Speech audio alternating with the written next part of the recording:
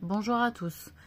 Sujet sur le salaire, encore une fois, une vidéo qui parle du salaire bas et la raison pour laquelle on a un salaire bas qui est maintenu, c'est parce que les gens qui travaillent au SMIC sont considérés comme des personnes sans diplôme ou ayant eu des diplômes qui ne concernent pas l'offre d'emploi à laquelle ils ont postulé. Et de fait, ne peuvent pas, à moins d'années d'expérience, subvenir, enfin en tout cas atteindre le même niveau de salaire que les autres. Donc la question, elle se pose en termes de choix de notre pays, à savoir comment on paie les personnes qui n'ont pas eu de diplôme, qui ont fait un parcours scolaire, mais qui en sont ressortis en échec.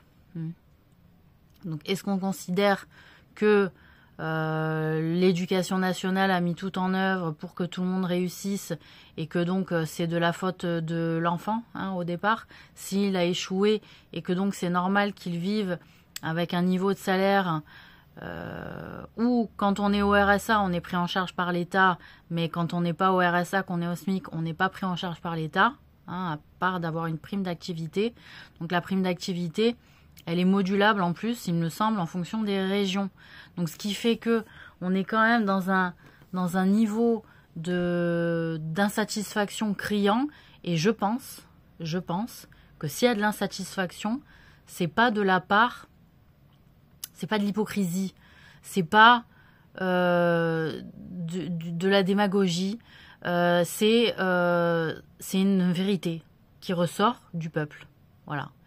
Et je pense, il me semble, que les personnes qui sont au gouvernement, qui n'entendent pas le cri hurlant de la population française en disant « on n'a pas assez pour bouffer », on n'arrive pas à tenir la fin du mois, ils sont dans une logique de maintien dans une forme de dépendance, de non-autonomisation et de paupérisation en fait aussi de la population. Voilà. Donc ça, je le dénonce parce que quand ça fait plusieurs années que des gens râlent, on peut dire oui, c'est la faute des Français qui sont râleurs, oui, c'est la faute de ci qui sont machin. Il y en a qui ont crié l'alerte, à qui on a rigolé au nez, et puis finalement, il s'avère que ouais, il y a pas mal de choses qui sont avérées vraies avec le temps. Parfois, on utilise mal les signaux sociaux, alors que les gens en officieux vont les analyser et au contraire vont s'en servir. Donc il y a une part où les milliardaires se sont multipliés, les millionnaires se sont multipliés aussi en France. Moi, je pense que la manière dont on se base pour évaluer le salaire moyen d'un Français, il se base là-dessus. Parce qu'il y a énormément de gens qui ont pris des niches, en fait, où on peut gagner de l'argent, comme dans l'immobilier, comme dans les travaux, comme dans la cuisine, etc. Mais moi, ce que je souhaite quand même dire, c'est qu'il y a des personnes, ces entreprises-là, elles ne peuvent pas faire sans les petites mains, voilà. Et les ouvriers, comme on appelle ça, les ouvriers qualifiés sur la fiche de salaire, c'est ce qui est nommé pour ceux qui gagnent le SMIC, l'ouvrier qualifié. Donc, voilà, un ouvrier qualifié, quand on est en usine, qu'on fait les 2-8, on va être à 1008. Moi, ce que je voulais dire, c'est que je peux trouver ça 1008 pour un 2-8 raisonnable, pas pour un 3-8. Mais pour des personnes qui sont ouvriers qualifiés, notamment dans les commerces de vente, on le voit, il y a beaucoup de marchés au niveau des commerces de vente au détail qui se sont fermés. Elles se sont fermées, ces boutiques, parce que aussi, moi je vais vous dire, le type de contractualisation qui était faite dans ce genre de secteur n'était pas réellement adapté à la réalité des gens, sauf pour de manière impermanente. Si on devait ne pas rester, si on avait fait, si on faisait des études à côté d'un job, ben, la plupart du temps, il nous était proposé quoi? Des CDI à 25 heures, des CDI à 20 heures, des CDI à 15 heures. Le secteur de la vente au SMIC. Au SMIC. Donc, alors que quand même, quand on voyait le chiffre d'affaires journalier, on se disait, bon, ben avec un peu plus d'une demi-journée, ça payait le salaire quoi, d'une ouvrière qualifiée, vendeuse qualifiée sur place. Et encore. Donc ça, en plus avec une politique généralement intérieure au marché, au commerce, on va dire un peu ravageuse, parce que généralement c'était une politique d'approche, des techniques, des stratégies de vente, de marketing qui étaient généralement utilisées de manière agressive vis-à-vis de la clientèle. Moi qui ai été formée à ces techniques agressives de vente, je peux vous dire que ça ne marche pas complètement. Il faut avoir une attitude, il faut avoir un bagou, il faut avoir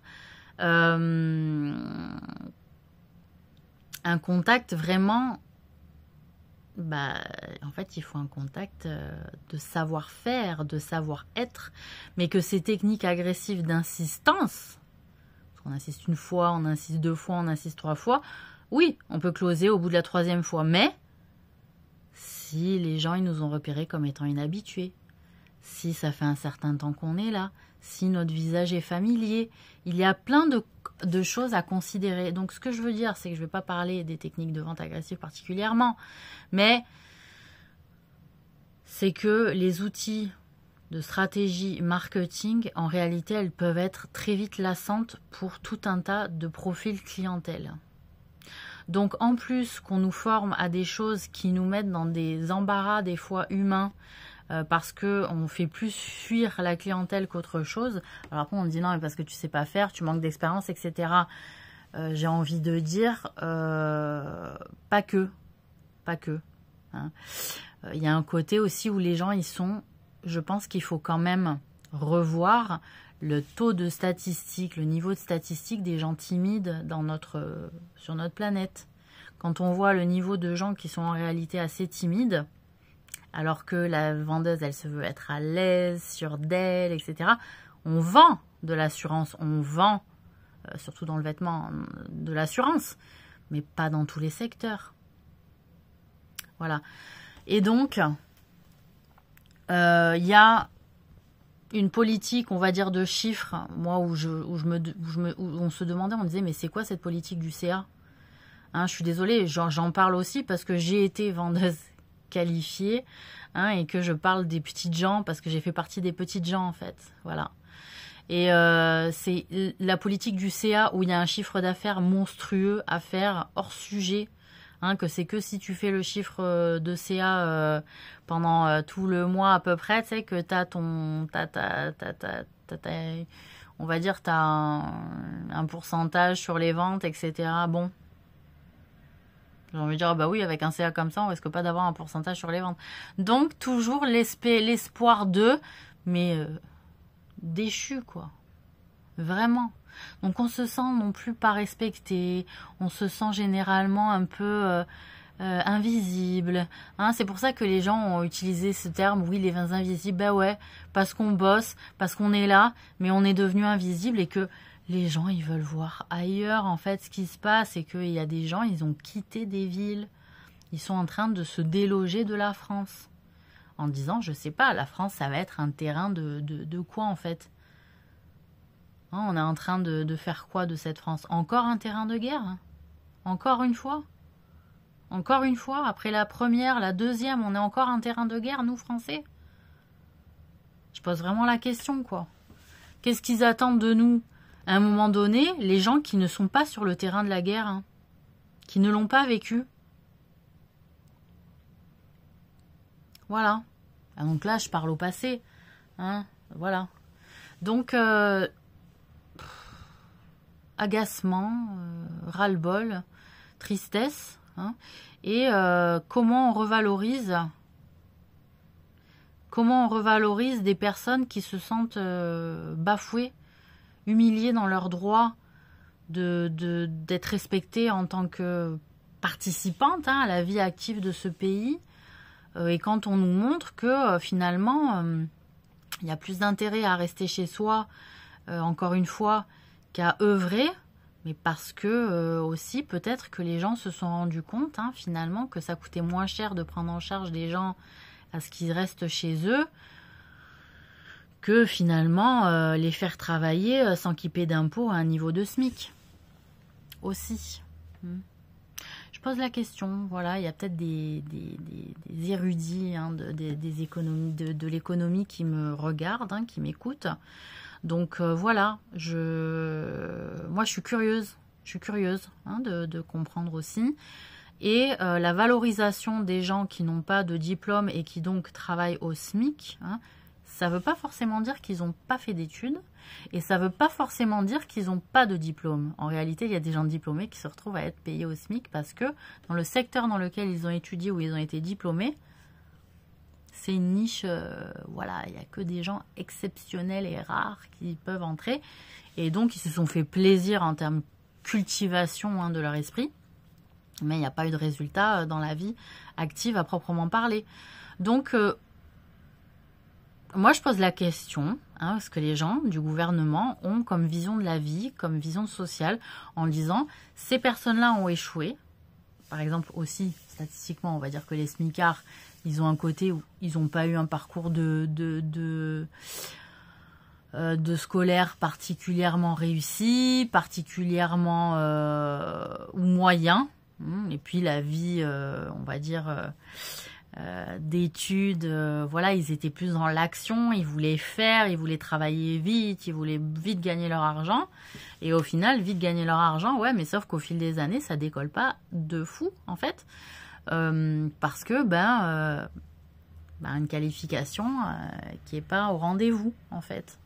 Donc, c'est une vision de la vie. Je sais qu'on peut parler de ça dans les salons.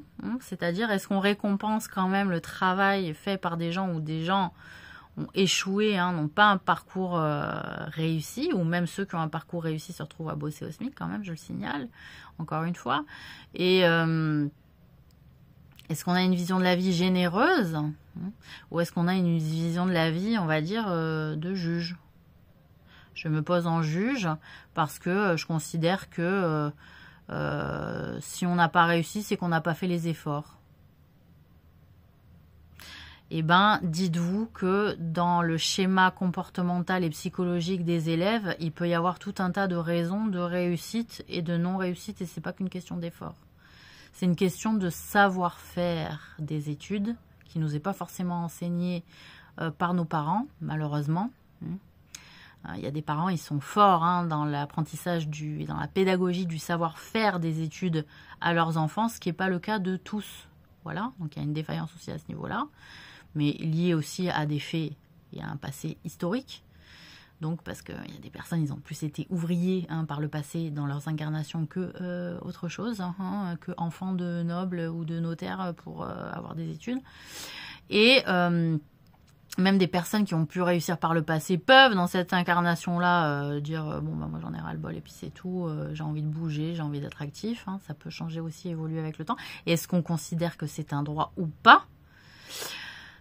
Et aussi, il y a le caractère de l'organisation ministérielle de l'éducation, de notre éducation scolaire dans notre pays, qui font que il y a tout qui est mis en œuvre par les professeurs, par le système éducatif, pour que les gosses réussissent et ne soient pas mis à la marge une fois qu'on repère un profil qui a tendance à échouer, qui va s'échouer dans un truc de agricole, vous voyez, comme on peut juger, souvent par le passé aussi, comme on peut échouer d'un point de vue agricole ou comme on peut échouer d'un point de vue, je sais pas moi, artisanal. Voilà, l'artisanat a été souvent malmené dans les préjugés des gens français. C'est un mal. C'est pas dommage, c'est un mal en fait de faire ça. Voilà, j'ai pas du tout cette mentalité-là. Donc voilà. Donc j'en appelle un petit peu à refonder, remodeler un petit peu le point de vue et que, alors effectivement, les gens qui sont flemmards au travail, hein, qui font chier tout le monde, vous allez vous faire voir, hein, parce qu'il y a les gros flemmards qui font porter tout le reste du boulot par les autres et qui se plaignent tout le temps. Ça, je vous défends pas, c'est pas vous que je défends. Je défends ceux qui se donnent beaucoup de mal dans les entreprises, qui portent beaucoup les entreprises et qui ne sont pas récompensés à leur juste valeur. Moi, j'aimerais qu'on se fasse du bien dans ce pays, c'est qu'on se récompense et qu'on se reconnaisse à notre juste valeur. Voilà, et qu'on se le dise, mais pas seulement que ça soit payant financièrement sur le compte en banque. Parce qu'il y en a, ils se font beaucoup de courbettes financières et les vrais, hein, ceux qui portent, ceux qui s'usent, ceux qui se débattent, il n'y a pas de différence sur leur compte bancaire. Et ça, c'est ça que je dénonce. Voilà. Donc, il y en a assez aussi parce qu'on le sait qu'il y a des transactions qui se font pour se faire des plaisirs, des courbettes entre gens de même niveau, de même classe, de même caste. Voilà. Mais en réalité, ceux qui sont au charbon, c'est pas ceux-là à qui on fait des courbettes et que on fait des plaisirs qui nous portent. C'est pas ceux-là, c'est pas ceux d'en face qui ont une autre entreprise en fait, ceux qui chient aussi sur leurs employés. Moi, j'aimerais que les patrons se demandent de manière honnête, est-ce que je chie sur mes employés chaque jour que moi je me verse un salaire de temps, voilà, et que les autres, ils sont ci, ils sont là. Alors après, on peut parler de la fiscalité française. Alors certes que par rapport à un bénéfice que tu fais, tu payes tant, mais il te reste quand même pas mal de milliers d'euros. Voire de millions. Selon ce que tu as obtenu comme chiffre d'affaires. Oui, t'es prélevé sur ta société. Oui, t'es prélevé dans le privé. Et je suis pas d'accord avec ça en fait. Voilà. Moi, sincèrement, je vous le dis, la France, on a merdé par rapport à ça. À quel moment tu fais un prélèvement sur la société et au chef qui tient la société sur le privé? Merde. Donc ça, je le dénonce. Il n'y a pas un problème. Voilà, vous pouvez faire porter ma voix pour défendre votre point de vue. Là, les patrons, il n'y a pas un problème. Par contre, ceux qui gagnent bien assez et qui chient sur leurs employés, moi, je voudrais vraiment que vous posiez la question quand vous allez chier le matin. Est-ce que je suis en train de chier sur les bras de mes employés, en fait, que parfois ils sont fatigués, qu'ils ont peur de se mettre en arrêt maladie, qu'ils ont peur de louper 2 jours de boulot parce que ça va jaser avec parce qu'il y a des collègues de boulot qui vont jaser, parce qu'ils vont se retourner contre eux, parce qu'ils vont aller voir le patron, parce que ça aussi c'est pas beau de le faire dans les entreprises. Genre on est tous dans la même merde, on est tous là au même niveau, ouvriers qualifiés, vendeurs qualifiés, machin qualifié, je sais pas quoi, ce que tu veux, hein, et qu'à un moment donné le mec il est absent, il est dans ouais mais moi je crois pas, moi je crois qu'il fait semblant et tout. Qu'est-ce que t'en sais? Ça aussi, les Français, la bouche, on est en train de la payer. On a pris de la malédiction pour avoir bavé sur les collègues, notamment de travail. Alors que les gens, ils travaillent bien. Ils travaillaient bien, les gens. Je suis énervée. Donc voilà. Donc je pleure pas pour vous. Je pleure pour la nature humaine, en fait. Voilà, moi, je défends un principe, un concept de nature humaine, en fait. Voilà, c'est ce que je défends. Un concept de nature humaine que, franchement, on la porte pas haute en France. La nature humaine, on la porte pas haute. Voilà, au vu de ce qu'on devait représenter, en fait. Au vu du projet qui comportait. Hein, avec cette belle révolution française, avec cette belle république, avec ces beaux principes, on est en train de les tordre, de se torcher les fesses avec. On est en train de marcher dessus, de cracher dessus. Mais attendez, alors,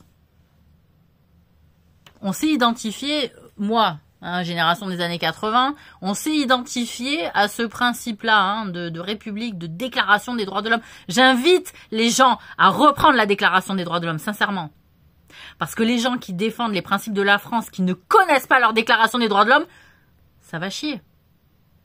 Vous allez botter en touche grave avec votre propre nature, en fait. Voilà. Parce que c'est bien beau de prendre l'argent de la France, je parle des gens au gouvernement aussi, de prendre l'argent de la France, de prendre l'argent de gens qui travaillent, d'accord? Qui payent des impôts. Ok? Mais les gens qui sont au RSA, ils ont aussi le droit d'être représentés. Hein, parce qu'ils sont pris dans un espèce de bourbier humain, hein, qui fait que on est fatigué. Voilà. Et si t'es fatigué, que t'arrives plus à travailler, bon ben tu t'en sors avec presque 600 balles par mois. Voilà. Parce que t'es à bout. Tu vois, t'en peux plus, en fait, de ce système. Alors, t'as pas le droit de bouffer, t'as pas vraiment le droit de partir en vacances. Mais bon, voilà, tu te poses. Parce que t'es fatigué. On remercie la France pour ça. Hein, on remercie la France pour ça. Voilà. On peut le dire. Merci. Les aides. Merci ci, merci là. Mais, j'ai envie de dire, c'est pas ce que les gens voulaient. Les gens voulaient être bien au travail. Les gens voulaient être... Ça fait du bien, une activité. Moi, j'ai été élevée dans... Le travail, c'est la santé. Mais c'est vrai que le travail, c'est la santé aussi. Mais se reposer aussi, c'est la santé. Voilà, on en a besoin pour être en santé. On a besoin de se reposer. Mais être dans l'activité aussi, ça fait du bien. Donc, c'est pour ça que le principe vacances, travail, c'est bien. Voilà. Les gens, ils ont été heureux de ce principe-là pendant longtemps, en fait. De pouvoir travailler, de pouvoir avoir des vacances. On a l'impression que les Français, ils ont plus envie de travailler. Ils ont envie de travailler, les Français! Ils ont envie! C'est juste qu'ils en ont marre d'être salis.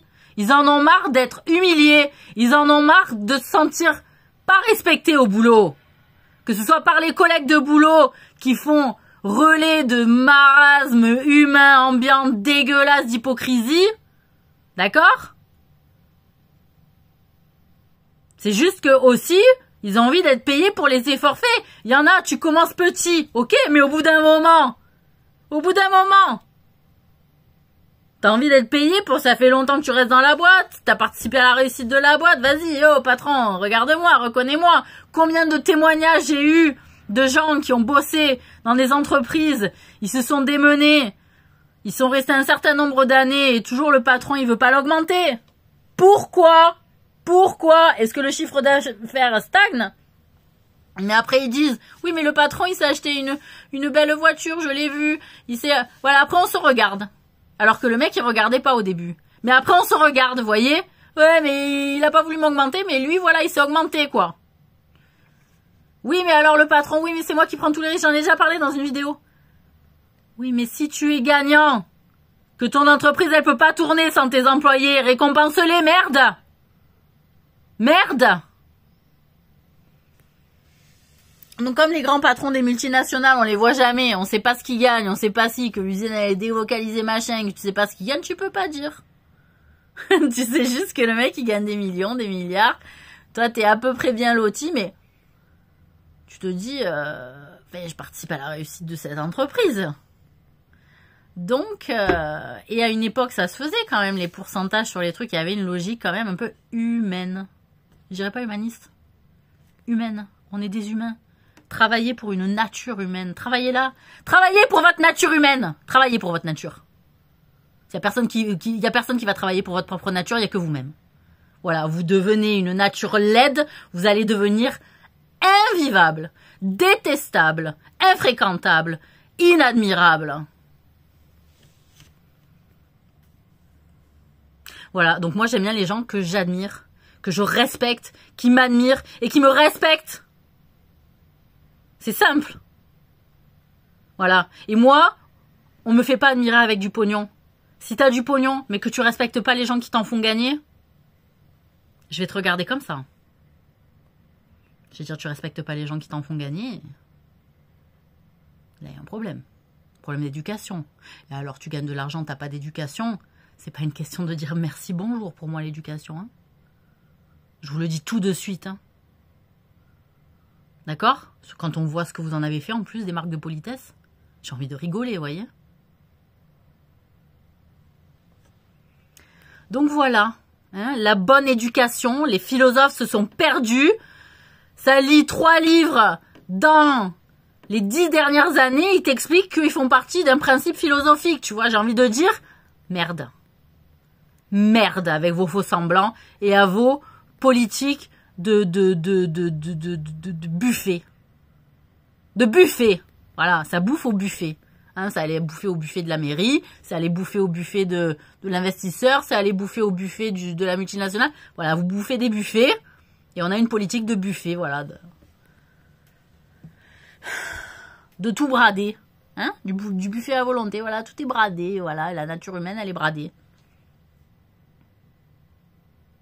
Bon, voilà. Les 25 minutes, ça suffit sur le sujet, là. Donc, j'espère qu'on, quand même, juste pour terminer, j'espère quand même qu'on s'est bien compris. Hein, qu'on s'est bien compris, parce qu'à un moment donné, il y a des choses, elles sont normalement pas acceptables. Voilà, normalement pas acceptables. Et le problème, c'est qu'on nous force à les accepter. On nous force à les accepter, ces choses-là. On nous met dans une situation où on est forcé d'accepter. Et ça a toujours été comme ça. J'ai pas pu avoir le choix. J'ai pas eu le choix. Hein? C'est comme Emmanuel Macron, il n'a pas eu le choix que de faire avec Attali. Tu vois? C'est comme déjà à l'époque Mitterrand, il n'a pas pu avoir le choix que de faire autre que Attali. Tu vois? Après, t'as Chirac, il n'a pas pu faire autre chose qu'un autre choix que Attali, tu vois? À un moment donné, Attali, tu vois, on t'a vu, on en a marre que tu fasses la politique en sourdine de notre pays, alors qu'on t'a jamais élu, en fait. Voilà. Donc Attali, il est là, il est fatigué, il faut qu'il prenne son congé, monsieur Attali. Aussi, parce qu'on le voit jamais, mais il participe à tout le bordel. Par exemple, entre autres, hein, j'ai pas eu le choix, j'ai pas pu complètement choisir tous mes conseillers. Le mec, il a élu, il a fait une course présidentielle, il a été élu président, et on t'explique qu'il peut pas choisir tous ses conseillers, qu'il va devoir faire avec les conseillers déjà en place. C'est ça, devenir président de la République. Donc on s'étonne pas non plus que les choses ne bougent pas, qu'elles stagnent, parce qu'en réalité, ils ont mis un système de conseils, de bureaux, qui font que, qu'ils soient secrets, qu'ils soient de toute façon présenté devant tout le monde, qu'à un moment donné, ils vont t'expliquer, tu vas prendre le rôle, en fait, de président, on va dire, voilà, t'as pas le choix. Tu prends le conseiller machin, tu prends le conseiller truc, tu prends le conseiller machin du cabinet, tu prends le conseiller machin, et il faut pas trop bouger. T'as pas trop le droit de bouger. Et ça, vous en parlez quand dans les médias? Que vous avez pas le droit de bouger? Sous prétexte d'une position sociale et d'argent. Voilà où on en est. Moi, j'en ai marre de me battre, j'en ai marre d'être la révolutionnaire de service. Merde!